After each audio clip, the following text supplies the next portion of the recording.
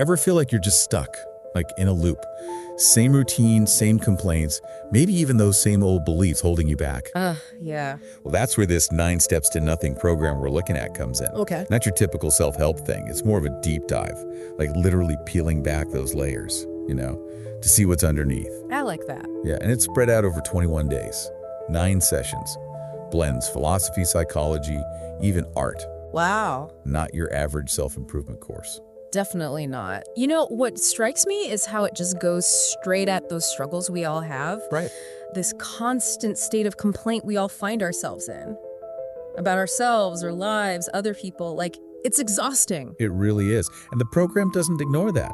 It really digs into how those complaints come from limiting beliefs we've picked up. Yeah. Those I'm not good enough or I'll never succeed stories we tell ourselves on repeat. It's like we're trapped by these self-schemas. Yeah, the mental frameworks we build to understand the world, often based on early experiences or, societal conditioning. Oh, okay. And those schemas, especially the ones about ourselves, can become so ingrained, they dictate our behavior and keep us stuck in those negative cycles. So it's not about fixing the complaints themselves, but getting at the root cause. Exactly. That makes a lot of sense. Like realizing the leaky faucet isn't the real problem. It's that busted pipe behind the wall. Exactly. And 9 Steps to Nothing seems to be all about helping people recognize these underlying schemas and then challenge them. And that's where things get really interesting. It brings in this idea of the nihilism of disorientation. Ooh, that sounds kind of intense. What is nihilism of disorientation? So it's that unsettling feeling you can get when you start to question everything. Okay. Your beliefs, your values, even the meaning of life. It's like the rug's pulled out, you're left feeling disoriented, unsure what to hold on to. So it's like intentionally shaking things up to break free from those old patterns. Precisely. By facing that potential meaninglessness, the program creates space for a more authentic, personally meaningful way of being. It's not about giving you the answers. It's about giving you the power to find your own meaning and purpose. That's a big challenge for a lot of people. But I can see how facing that fear of the unknown could be freeing. Like, okay, if nothing really matters, then I get to choose what does matter to me. Exactly. It's about taking back that agency, realizing we have the power to shape our own lives, even with all the uncertainty. Powerful stuff. And the program doesn't stop there. It dives into all sorts of philosophical and psychological frameworks to support that transformation. Okay, so we've talked about the problems this program tackles. The negativity, the limiting beliefs, the fear of the unknown. Now, how about we get into how it actually helps people overcome those hurdles? What's so unique about 9 Steps to Nothing?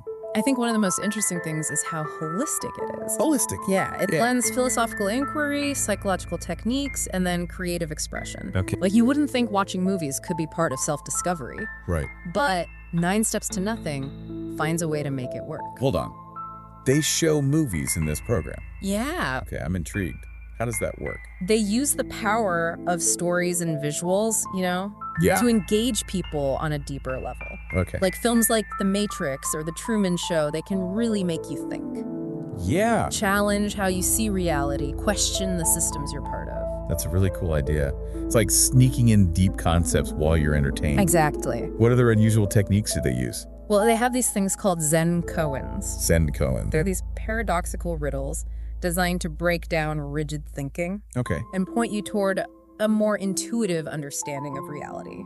Can you give me an example? I'm not really familiar with Zen koans. Sure. Like, one of the famous ones asks, what is the sound of one hand clapping? Logically, there can't be a sound with just one hand. But the koan isn't about finding a logical answer. It's about pushing past rational thought, getting to a different way of knowing. So it's about getting out of your head and into a more intuitive space. Exactly. And the program introduces the idea of non-duality, which challenges how we separate ourselves from the world, the subject from the object. Okay. It's about recognizing that everything's connected. Okay, I'm starting to see how these pieces fit together. They're using these different tools to help people break free from those old ways of thinking and see things in a new way. Exactly. And they pull in all sorts of philosophical ideas to make that understanding even deeper. Oh, like what? For instance, they look at the work of Søren Kierkegaard. He was this Danish philosopher who focused on the tension between freedom and anxiety. So, like, they're acknowledging that real freedom can be kind of scary because it means taking responsibility and facing the unknown. Absolutely. And they also explore Nietzsche's idea of the Ubermensch. Ubermensch, huh? Yeah, it encourages us to go beyond our limits, create our own values, not just blindly accept what society tells us. It's like they're saying, hey, you have the power to choose who you want to be. It's okay to ditch those old scripts that aren't working anymore. Which emphasizes understanding the whole person, their thoughts, feelings, behaviors, their environment, instead of just zeroing in on isolated problems. So it's about seeing the bigger picture and how everything connects. Exactly. It's about recognizing that our experiences aren't just isolated events, they're part of a larger pattern. And by understanding these patterns, we can make more conscious choices and create lasting change. It sounds like they really want people to think critically and examine those beliefs that shape their lives. Absolutely. And they don't shy away from the tougher parts of being human, to shed light on those unconscious forces that can drive our behavior. So they're not just all about positive thinking and quick fixes. No, not at all. They want people to really look inward and become more self-aware. I see.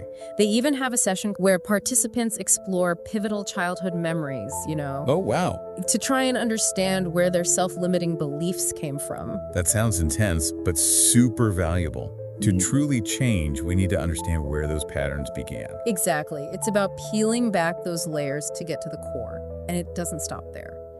9 Steps to Nothing challenges people to face those deep-seated fears, those insecurities that hold us back.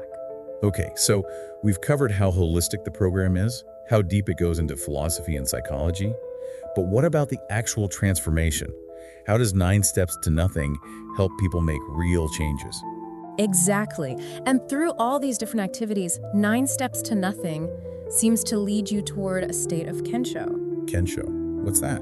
It's a Japanese term. It means like seeing into your true nature. Okay. It's a moment of real insight, into the nature of reality, the self. So like a sudden awakening. Yeah, exactly. Yeah. And you can't force it or think your way into it. It just sort of happens through meditation, contemplation, sometimes even those unexpected creative exercises. Sounds like they're setting up the conditions for those transformative experiences to just naturally arise. That's right.